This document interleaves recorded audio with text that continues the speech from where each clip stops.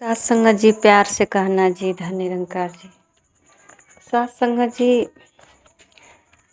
हर इंसान को यही लगता है कि हमको मरने के बाद स्वर्ग मिलेगा, और बहुत सारे यत्न भी कर रहे हैं, तैयारी कर रहे हैं स्वर्ग जाने के लिए। कोई यज्ञ करा रहा है, पूजा पाठ करा रहे हैं, दान दक्षिणा, धोती बाछी, बहुत सारे ऐसा कार्य करते हैं जिससे कि हमको स्वर्ग मिले। पर सात संगत जी, महापुरुष कहते हैं कि इंसान को स्वर्ग जाना नहीं, स्वर्ग बनाना है। इंसान जहाँ भी रहे, अगर चाहे तो स्वर्ग बना सकता है या चाहे तो नरक बना सकता है। उसका स्वभाव ही उसे नरक का महसूस कराता है और स्वर्ग का भी। सात संगत जी, जैसे एक खेत में माली फुलवारी लगाता है और फुलवारी एक साथ रंग बिरंग का कितना अच्छा लगता है। अगर खूब सुंदर फूल अकेला हो तो उससे कहीं ज़्यादा अच्छा लगेगा। अगर कई रंग हो, कई प्रकार का फूल हो एक साथ, और अच्छा लगता है।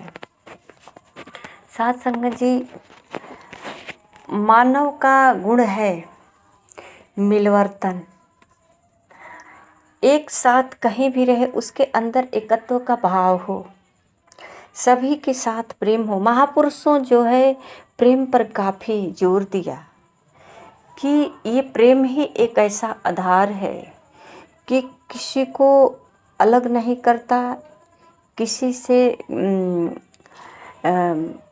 मानव से मतलब कि होता है कि रिश्ता टूट जाता है, दूरियां पैदा होती है, बहुत तकलीफ़ होता है। इन सारे उलझनों का कारण मूल यही है नफ़रत। और नफ़रत न रह कर के प्रेम हो जाए तो सात संगत जी, महापुरुषों ने तो प्रेम को भगवान का स्वरूप माना है कि भगवान का एक रूप है प्रेम। जहाँ प्रेम होता है वहाँ जो है आनंदमयी सब रहते हैं। आनंद को कहते हैं सच्चिदानंद। तो सत्य चित्त आनंद, जिसके अंदर चित्त में आनंदित महसूस कर रहा है तो उसके वही स्वर्ग है। जिस क्षण आनंद की अनुभूति हुई वही क्षण आनंद है, वो वहीं पे आनंदित है और वही कहते हैं स्वर्ग है। सात संगत जी, बाबा जी का जो है विचार अक्सर आता है कि स्वर्ग जाने की तैयारी नहीं करनी है, स्वर्ग बनाने की तैयारी करनी है। हमें सीखना है, सत्संग में आकर सीखना है कि किस तरह से हम कहीं जाएंगे तो कैसा माहौल बनाना है ताकि खुद भी खुश रहें, औरों को भी वहाँ पर खुश रखें। जैसे कि एक कबीर जी की बाणी को दोहराते हैं कि ऐसी बानी बोलिए मन का आपा खोए, औरों को शीतल करे आपो शीतल होए।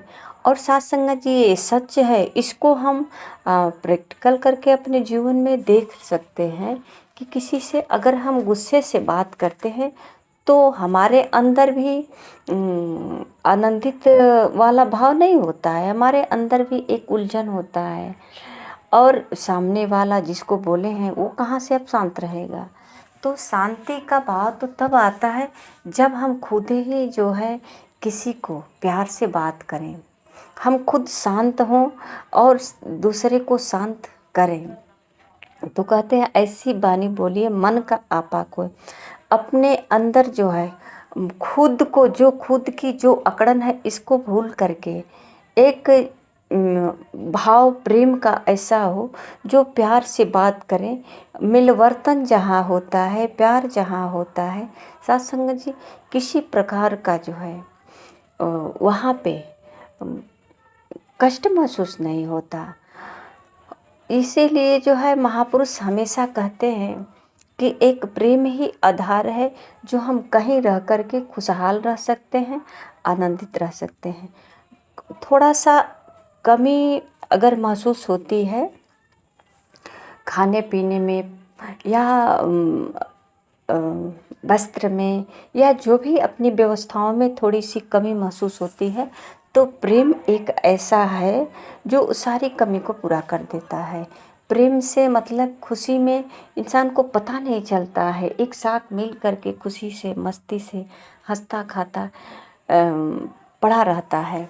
तो सत्संग जी प्रेम पर काफ़ी जोर दिए हैं कि हम किसी का निंदा चुगली ना करें, किसी से लड़ाई झगड़ा ना करें, बैर विरोध को जो है ये तो नरक ही माने हैं कि ये नरक है।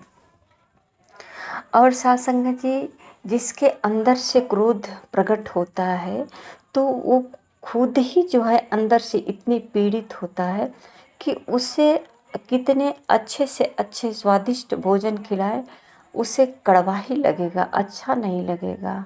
और जिसके अंदर प्रेम का अगर अंकुर है, प्रेम की मतलब कि उसके अंदर प्रगटाव है, तो उससे जैसा भी आप दो उसे प्रसाद समझकर ग्रहण कर लेता है, उसे उसी में स्वाद आता है। तो सत्संग जी महापुरुषों ने इस विषय पे काफ़ी जोर दिया कि हमको सत्संग से ये जीवन जीने की कला मिलती है। और इस कहा भी जाता है कि बिन सत्संग विवेक न होई। तो सत्संग जी बुद्धि तो सबके पास है, पर विवेक क्या है, वही जो सत्संग जी हम कहीं भी रहें प्यार से रहें, सबके साथ मिल कर रहें, अपने योगदान क्या है संसार में हमारा, कौन सा रिश्ता कैसे निभाना है, इसके बारे में समझ करके कोई दुखी न हो किसी से मतलब ये देखना है कि हमारी वजह से किसी को कोई कष्ट तो नहीं हो रहा है, हमारी वजह से किसी को तकलीफ़ तो नहीं हुआ है। तो महापुरुषों ने मुस्कराने की बात कहा है कि अगर किसी को आप एक हल्का मुस्कान देते हैं तो समझ लीजिए कि बहुत बड़ा योगदान है आपका कि आपने किसी को मुस्कान दिया। क्योंकि मुस्कान इतना कीमती हो गया है कि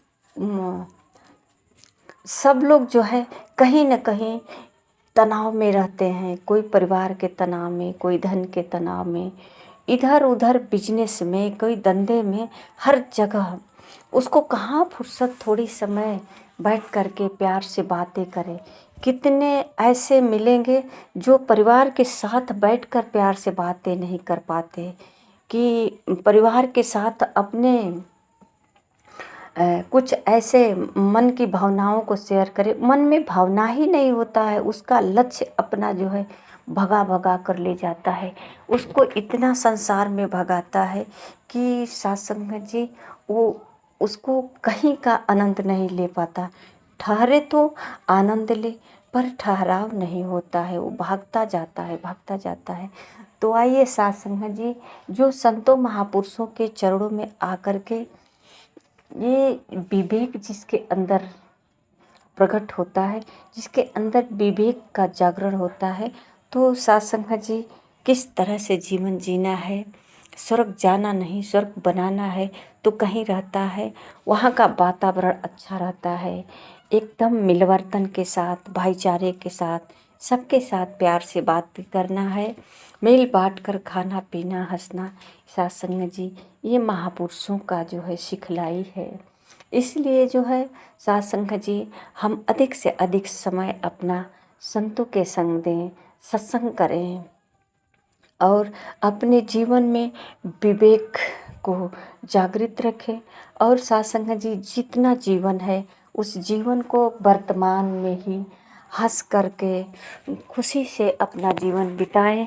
सत्संग जी ये सांसें कितना कब कहाँ रुकेगी किसी को नहीं पता है, तो जो चल रही है सांस इसकी तो कदर कर ले, इसके साथ तो अपना खुशहाल जीवन जी ले। और सत्संग जी जहाँ भी रहें अपना एक अनुभव ज़रूर करें कि हमारे अंदर सुकून है कि नहीं, शांति है कि नहीं, किसी को देख कर के किसी प्रकार की तकलीफ़ तो नहीं हो रही है। किसी को देख कर के हमारे अंदर एक ऐसा भाव आता है जो अच्छे विचार से बातचीत करते हैं, वहाँ मिलवर्तन की भाव होता है कि हमें कोई तकरार नहीं, बिल्कुल प्रेम से ही अपना आवश्यकता पड़ने पर हम प्रेम से ही किसी से बातें कर सकते हैं। आजकल की समय तो ऐसा है कि किसी से अगर प्रेम से बातें करते हैं, किसी से कोई मतलब कोई सामने वाला अगर कड़क कर बोलता है तो उसके सामने प्रेम से बोलो तो उसे लगेगा कि ये बहुत डरा हुआ है। पर साथ संगत जी, ये डरा हुआ नहीं, वो सभ्य व्यक्ति है, उसका वो गुण है, उसकी सभ्यता है जो उसको इस तरह से नाजुक बना करके रखा है। जैसे किसी फल के वृक्ष के अंदर फल लग जाने से वृक्ष इतना झुका हुआ होता है, उसी प्रकार उस स्वाभाविक जो होता है इंसान, उसके अंदर ऐसी विवेक जाग जाता है, ऐसा उसके अंदर एक सहज जो है स्वभाव पैदा होता है कि वो जो है हमेशा किसी से मुस्कुराकर बात करता है या प्यार से बात करता है, उसको समझाने का प्रयास करता है। कभी साथ संगत जी लड़ाई झगड़ा करने का बात नहीं करता। और साथ संगत जी इंसान इंसान से दूरियां बनाकर नहीं, बल्कि मिलवर्तन से एक साथ, कहते हैं एक को जानो एक को मानो एक हो जाओ। एक ही परमात्मा है, एक ही परमात्मा के सब सारे बच्चे हैं। और आज साथ संगत जी अलग अलग खंड खंड बटे हुए हैं, तो सब एक ही हैं। एक साथ मिल कर के कहीं भी रहें, प्यार से रहें, यही सरग है। साथ संगत जी प्यार से कहना जी। धन्यवाद।